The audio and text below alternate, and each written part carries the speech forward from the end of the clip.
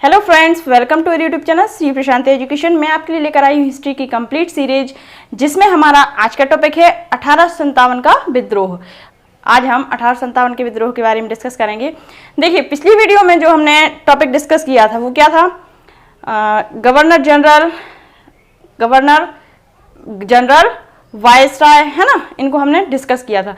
तो जो last time हमने गवर्नर जनरल डिस्कस किया था स्वतंत्र भारत के, वे कौन थे? भारतीय चक्रवर्ती श्री राम गोपालचारी थे।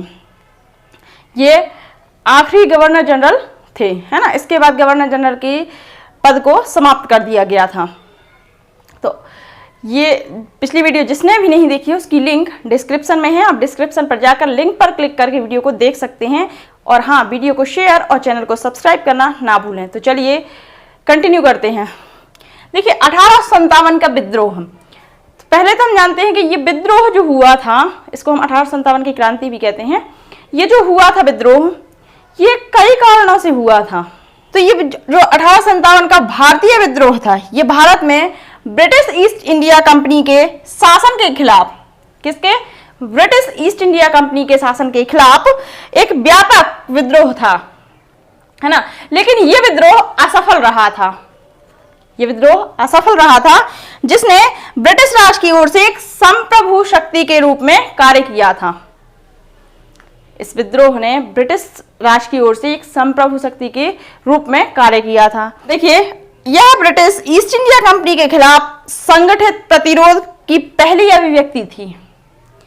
ब्रिटिश ईस्ट इंडिया कंपनी के खिलाफ ये जो विद्रोह हुआ था, ये पहली अभिव्यक्ति थी। देखिए, ये जो विद्रोह हुआ, ये ब्रिटिश ईस्ट इंडिया कंपनी के सेना के सिपाहियों के विद्रोह के रूप में हुआ था, और इसमें जनता की भागीदारी भी शामिल थी। ये जो 1857 का विद्रोह हुआ था, इसको कई नामों से जाना जाता है। ये सिपाहियों के कारण हुआ था। सिपाही विद्रोह, है ना, जो ब्रिटिश इतिहासकारों के द्वारा कहा गया है कि यह सिपाही विद्रोह था। किसके द्वारा? ब्रिटिश इतिहासकार।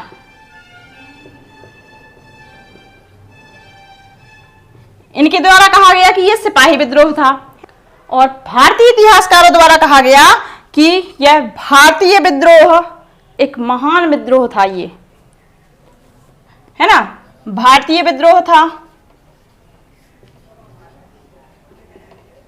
किसके द्वारा कहा गया? भारतीय इतिहासकार द्वारा, है ना। भारतीय इतिहासकार द्वारा कहा गया कि ये भारतीय विद्रोह था, मतलब ये विद्रोह भारत के लोगों ने किया था। इसके बाद देखिए, ये विनायक दामोदर सावरकर के द्वारा कहा गया कि ये 1857 का पहला युद्ध था। 1857 का ये पहला युद्ध था। किसके द्वारा? सावरकर के द्वारा, विनायक सावरकर के द्वारा कहा गया, है ना। तो जैसा कि मैंने आपको पहले ही बताया है कि इसको अलग अलग इतिहासकारों ने अलग अलग रूप से बताया है। तो ब्रिटिश इतिहासकारों ने कहा है इसे सिपाही विद्रोह, कि ये सिपाही विद्रोह था। इसके बारे में भी हम आगे जानेंगे कि इसे सिपाही विद्रोह क्यों कहा गया, है ना। और भारतीय इतिहासकारों ने कहा कि ये भारतीय विद्रोह था। और जो विनायक दामोदर सावरकर थे, उन्होंने कहा कि 1857 का ये पहला युद्ध था।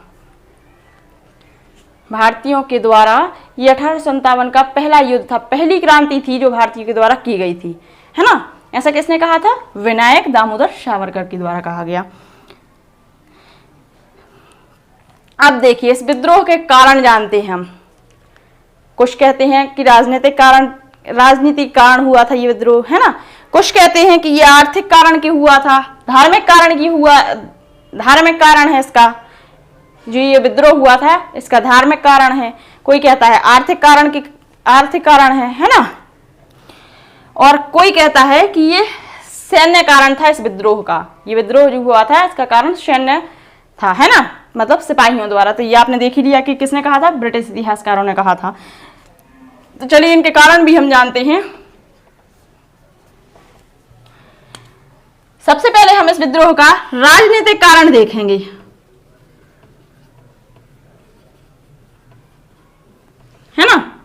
कि इसका राजनीतिक कारण क्या था।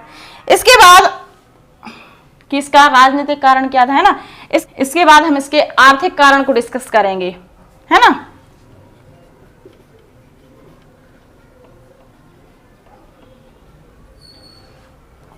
नेक्स्ट इसका जो सामाजिक और धार्मिक कारण, इस विद्रोह का जो कारण है वो धार्मिक या फिर कहें सामाजिक कारण, है ना, सामाजिक कारण। नेक्स्ट सैन्य कारण या फिर सिपाही विद्रोह, है ना, सेना के कारण ये विद्रोह हुआ था।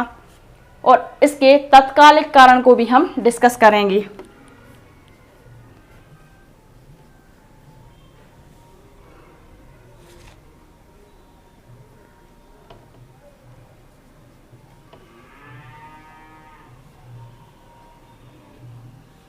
तात्कालिक कारण को भी इसके हम डिस्कस करेंगे, है ना। और देखिए अब ये कारण है, इनके बारे में हम डिस्कस करेंगे। तो सबसे पहले हम इसके राजनीतिक कारण को डिस्कस करेंगे, है ना।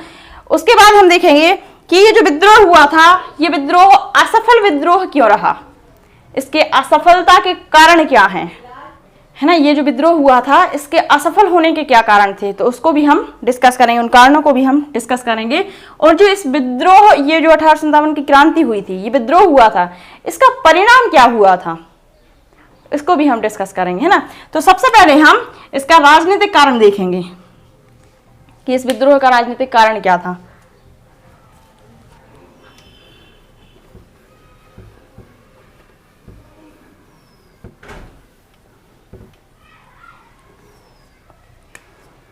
तो देखिए राजनीतिक कारण, है ना, 1857 के विद्रोह का प्रमुख राजनीतिक कारण अंग्रेजों की विस्तारवादी नीति और व्यपगत का सिद्धांत था।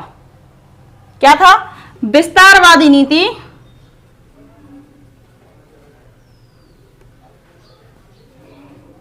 और व्यपगत सिद्धांत, व्यपगत प्रिंसिपल, है ना। तो ये राजनीतिक कारण इसका ये था कि जो अंग्रेजों की विस्तारवादी नीति थी, इसके कारण भी ये युद्ध हुआ था, है ना, ये विद्रोह हुआ था। और जो व्यपगत सिद्धांत था उसके कारण भी ये विद्रोह किया था भारतीयों ने। देखिए बहुत बड़ी संख्या में भारतीय शासकों और प्रमुखों को हटा दिया गया, भारतीय शासकों और प्रमुखों को हटा दिया गया, जिससे अन्य सत्तारूढ़ी परिवारों के मन में भय पैदा हो गया था। किसके मन में भय पैदा हो गया? सत्तारूढ़ी परिवारों के मन में भय पैदा हो गया था। जैसे हम बात करें रानी लक्ष्मीबाई के दत्तक पुत्र को झांसी के सिंहासन पर बैठने की अनुमति नहीं दी गई थी। अब देखिए ये जो व्यपगत सिद्धांत है, ये जो व्यपगत सिद्धांत है जो इन्होंने अपनाया था, किसने? अंग्रेजों ने इस जो ये व्यपगत सिद्धांत को अपनाया था। तो ये सिद्धांत 1840 ईस्वी के दशक के अंत में, 1840 ईस्वी के दशक के अंत में किसके शासनकाल में अपनाया गया था? लॉर्ड डलहौजी के शासनकाल में। लॉर्ड डलहौजी के शासनकाल में ये सिद्धांत पहली बार व्यपगत सिद्धांत का उल्लेखनीय ब्रिटिश तकनीक का सामना किया गया था। ये जो लॉर्ड डलहौजी के शासनकाल में ही व्यपगत सिद्धांत को पहली बार इस सिद्धांत नामक उल्लेखनीय ब्रिटिश तकनीक का सामना करना पड़ा था भारतीयों को। इस लॉर्ड डलहौजी के शासनकाल में ये जो सिद्धांत बनाया गया था, तो इस सिद्धांत में होता क्या था? देखिए ये जो सिद्धांत था, कौन सा? व्यपगत का सिद्धांत। इसमें अंग्रेजों द्वारा किसी भी शासक के निसंतान होने पर, जैसे कोई भी शासक है ना, उसके यहां कोई भी संतान नहीं है, तो अपने उत्तराधिकारी को गोद लेने का अधिकार नहीं था। व्यपगत के सिद्धांत में अंग्रेजों द्वारा किसी भी शासक के निसंतान होने पर उसे अपने उत्तराधिकारी को गोद लेने का अधिकार नहीं था। वो अपने उत्तराधिकारी को गोद नहीं ले सकते थे, है ना। अतः शासक की मृत्यु होने के बाद सत्ता का त्याग करने पर उसके शासन पर कब्जा कर लिया जाता था। वो कब्जा कौन करता था? ब्रिटिश सरकार करती थी, ब्रिटिशों द्वारा उस पर कब्जा कर लिया जाता था, है ना। वो किसी को गोद लेके अपना उत्तराधिकारी नहीं बना सकते थे। तो इस सिद्धांत में ये कहा गया था, ये एक सिद्धांत कब? लॉर्ड डलहौजी के शासनकाल में शुरू किया गया था, है ना। इन समस्याओं में ब्राह्मणों के बढ़ते असंतोष को भी शामिल किया गया था। इस सिद्धांत में ब्राह्मणों के बढ़ते असंतोष को भी शामिल किया गया था, जिसमें से कई लोग राजस्व प्राप्ति के अधिकार से दूर हो गए थे। जो शासक होते थे वो अपने उत्तराधिकारी नहीं ले सकता था, मतलब उसको अपना राज्य किसको सौंपना पड़ता था? ब्रिटिशों को सौंपना पड़ता था, है ना। तो वो, और इन्होंने कई राज्यों को अपने अधीन लिया भी है, क्योंकि उसका उत्तराधिकारी नहीं, मतलब वो राज्य किसका हो गया? इनका हो गया, ब्रिटिश सरकार का हो गया, उस पर कब्जा, है ना। तो इन्होंने कई राज्यों को अपने कब्जे में लिया भी है, उनके बारे में भी हम डिस्कस करेंगे, उनको भी हम बताएंगे आपको किन किन राज्यों को, और पिछली वीडियोज में भी मैं आपको बता चुकी हूँ। तो इन समस्याओं से ब्राह्मणों तक के बढ़ते असंतोष को भी शामिल किया गया, और जिनमें से कई लोग राजस्व प्राप्ति के अधिकार से दूर हो गए थे और अपने लाभप्रद पदों को खो चुके थे, है ना। जैसे अब मैं आपको एग्जाम्पल देती हूं कि रानी लक्ष्मीबाई के पति की मृत्यु हो जाने पर उस झांसी की गद्दी पर कौन बैठा? रानी लक्ष्मीबाई, है ना। और उन्होंने युद्ध भी किया और आखिरी सांस तक लड़ी अपनी। तो उनका कोई भी पुत्र नहीं था, और उनका जो दत्तक पुत्र था उसको, जो उन्होंने गोद ले लिया था, उसको गद्दी पर बैठने का अधिकार नहीं दिया गया था, है ना। तो इस कारण से भी ये युद्ध, ये विद्रोह हुआ था, ये जो 1857 का विद्रोह हुआ था, इस कारण से भी, इसको एक कारण ये भी कह सकते हैं इस विद्रोह का, है ना। डलहौजी ने अपने व्यपगत के सिद्धांत का पालन करते हुए, अब देखिए डलहौजी ने इस सिद्धांत का पालन करते हुए किन किन राज्यों को अपने कब्जे में लिया था? तो देखिए, सतारा, नागपुर, झांसी,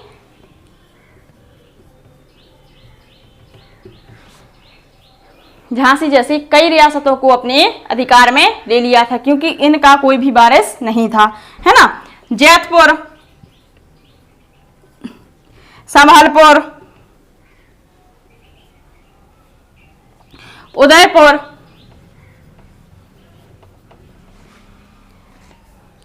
इन राज्यों को ब्रिटिश सरकार ने हड़प लिया था, है ना, क्योंकि इन राज्यों का कोई भी उत्तराधिकारी नहीं था। इन राज्यों का जो शासक था उसके बाद उनका कोई भी उत्तराधिकारी नहीं हुआ था, है ना। तो इस कारण से इन राज्यों को ब्रिटिश सरकार ने अपने कब्जे में ले लिया था। लॉर्ड डलहौजी ने इनको हड़प लिया था, है ना। लॉर्ड डलहौजी द्वारा अवध को भी ब्रिटिश साम्राज्य के अधीन कर लिया गया था। अवध को भी ब्रिटिश साम्राज्य के अधीन इन्होंने कर लिया था। तो अवध को भी इन्होंने अपने अधीन कर लिया था, है ना, अपने कब्जे में ले लिया था, जिसमें अभिजात वर्ग के हजारों लोग अधिकारी, अनुचर, सैनिक और बेरोजगार हो गए थे। देखिए, जब इन्होंने ये राज्य अपने कब्जे में ले लिए तो इन्होंने इस जगह पर अपने सैनिक खड़े कर दिए। ब्रिटिश सरकार ने अपने खुद के सैनिक खड़े कर दिए। तो अब ये सोचिए कि जब इन्होंने अपने सैनिक खड़े किए तो वहां से तो भारतीयों को निकाल दिया गया ना, तो वो भी बेरोजगार हो गए, है ना। और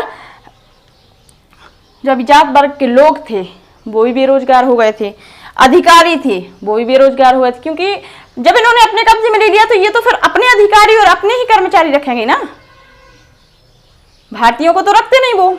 तो उन्होंने खुद के कर्मचारियों को रख लिया था, खुद के अधिकारियों को वहां नियुक्त कर दिया था, है ना। जैसे अधिकारी, अनुचर, सैनिक बहुत से बेरोजगार हो गए थे, है ना। और इस कार्यवाही ने एक वफादार राज्य अवध को असंतोष और षड्यंत्र के अड्डे के रूप में परिवर्तित कर दिया था। इस कार्यवाही ने एक वफादार राज्य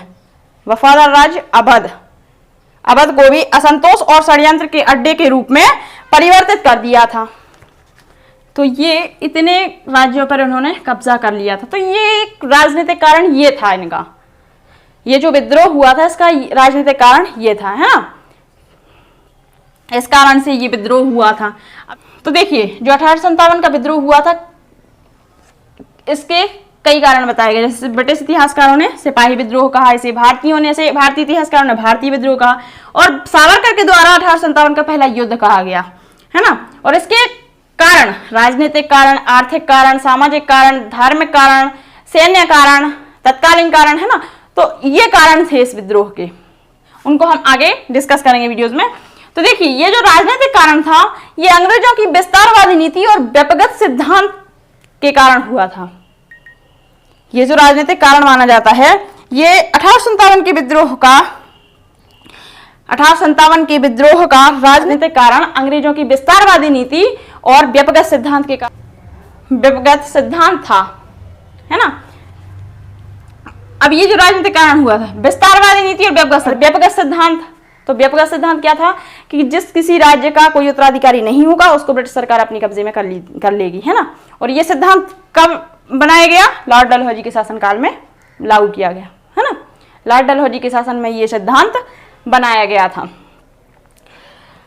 और सतारा, नागपुर, झांसी, जयपुर, संबलपुर, उदयपुर, अवध आदि राज्यों को इन्होंने अपने कब्जे में कर लिया था क्योंकि इनके कोई उत्तराधिकारी नहीं थे, और जिस राज्य का शासक गोद ले लेता अपने उत्तराधिकारी को उसको ये मान्य करते नहीं थे कि उसको गद्दी पर नहीं बैठाना, मतलब नहीं बैठाना, है ना।